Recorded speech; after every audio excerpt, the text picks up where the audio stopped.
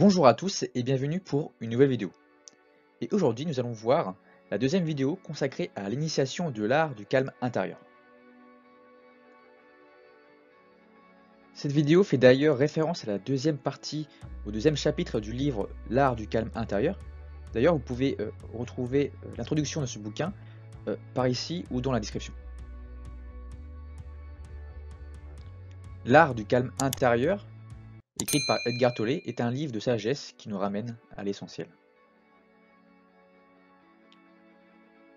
Lors de la précédente vidéo, nous avions abordé le chapitre 1 intitulé « Le silence et la quiétude » que je vous invite à visionner. C'est un chapitre qui peut résumer à lui seul l'esprit du livre.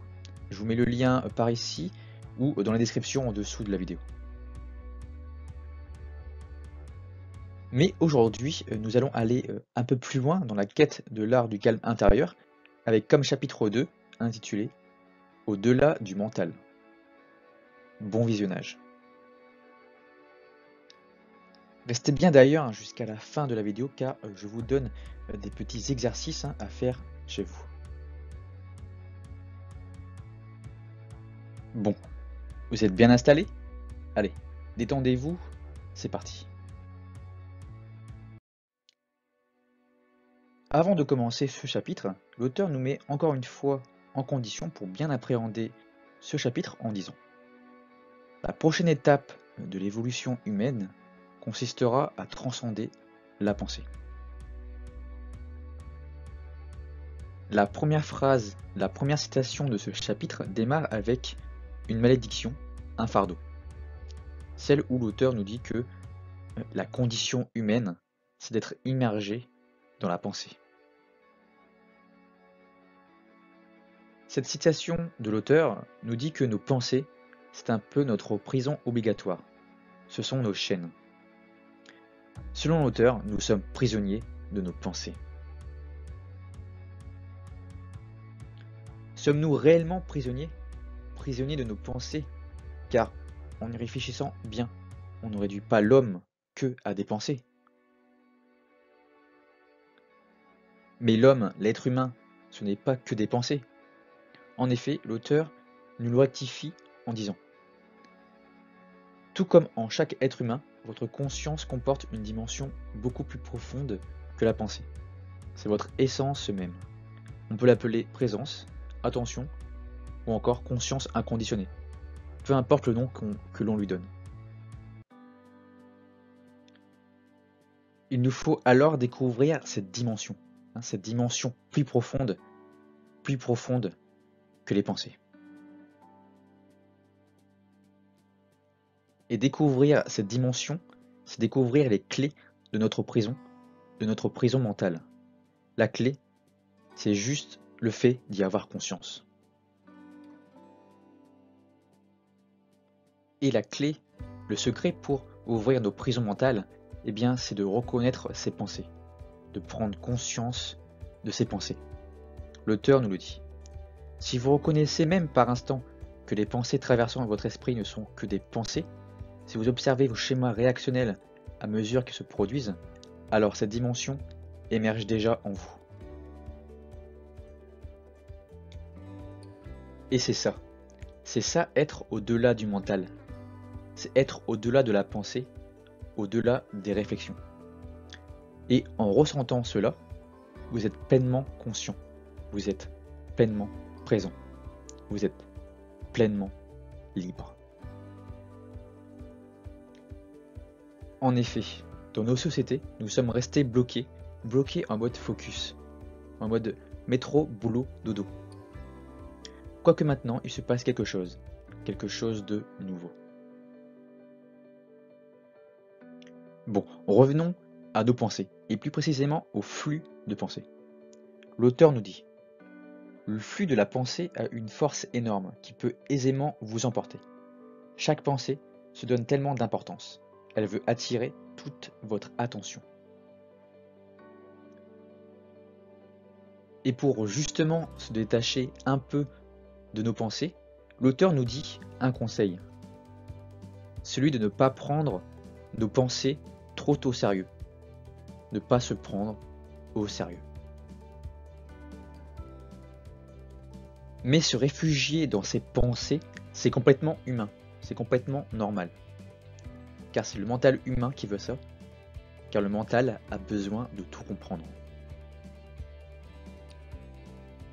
Et on doit dépasser tout ça si on veut parvenir au calme intérieur. On doit reconnaître, admettre qu'il y a de nombreuses choses qui nous dépassent. Car en effet, tout nous dépasse. L'univers, la vie, ce sont des mélanges mélangés. C'est un ensemble unifié où tout est entrelacé. C'est un ensemble où, au final, rien n'existe, car nous vivons dans un monde matériel. Et oui, et comme nous vivons dans un monde matériel, où tout est fait d'atomes, et bien pour rappel, eh bien un atome c'est fait 99,99% de vide. Et donc, tout est vide. Et c'est ça la sagesse selon l'auteur. Il dit: la sagesse n'est pas un produit de la pensée. La profonde certitude qu'est la sagesse naît d'un simple geste, celui d'accorder toute votre attention à un être. L'attention, c'est l'intelligence primordiale, la conscience même. Elle dissout les barrières de la pensée conceptuelle et s'accompagne de la reconnaissance que rien n'existe en soi ni séparément. L'auteur nous dit que à chaque fois que l'on est plongé dans la pensée compulsive, qu'on pense trop, eh bien on évite ce qui est. Nous ne sommes pas là, ni ici, ni maintenant. Alors, prenez attention à votre monde. Ressentez avec vos 5 sens. Ressentez. Et pour ressentir, je vous encourage fortement à regarder la première vidéo, le silence et la quiétude, où je développe un peu plus le fait de ressentir. Ou sinon, ressentez. Nous n'avons juste qu'à ressentir. L'auteur nous dit: le domaine de la conscience est trop vaste pour être saisi par la pensée. Lorsque vous ne croyez plus tout ce que vous pensez, vous sortez de la pensée pour voir clairement que le penseur n'est pas votre être essentiel. Mais alors, comment reconnaître le mental? Comment reconnaître que nous sommes en train de penser et de penser? Eh bien, l'auteur nous le dit en le décrivant.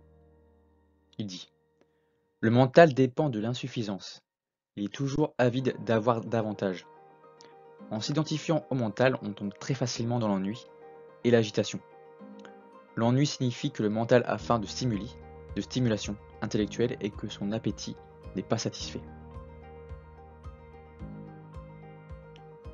En gros, l'auteur nous dit que nous sommes tous rattachés au mental, et c'est normal d'ailleurs, car nous vivons dans un monde matériel, fait de matière. Et le mental, lui, s'identifie au matériel. Sans lui, il ne pourrait pas vivre. Mais alors, comment se libérer du mental? Et pour se libérer du mental, il faut ressentir. Et ressentir avec les 5 sens, avec nos 5 sens. Il faut ressentir. L'auteur nous dit que le bruit du mental se ralentit alors ou cesse immédiatement dès que l'on commence à ressentir. Et en faisant cela, eh bien c'est le début du passage de la pensée à la présence consciente. Et c'est en ressentant que l'on peut commencer à maîtriser sa vie.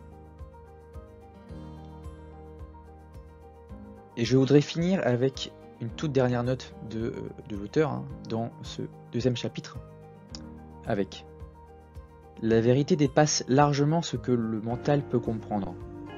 Nulle pensée n'englobe la vérité. Au mieux, elle peut l'indiquer. Et en effet, La vérité est un grand miroir tombé du ciel qui s'est brisé en 1000 morceaux. Chacun possède un tout petit morceau, mais personne ne détient toute la vérité. Ça y est, la vidéo est terminée. J'espère que vous avez aimé ce deuxième chapitre de l'art du calme intérieur. En tout cas, je suis très content de vous faire partager tout ça. C'est alors qu'on se dit à très très vite pour de nouvelles vidéos, pour de nouvelles aventures. D'ici là, méditez là-dessus. Je vais faire de même. Ciao.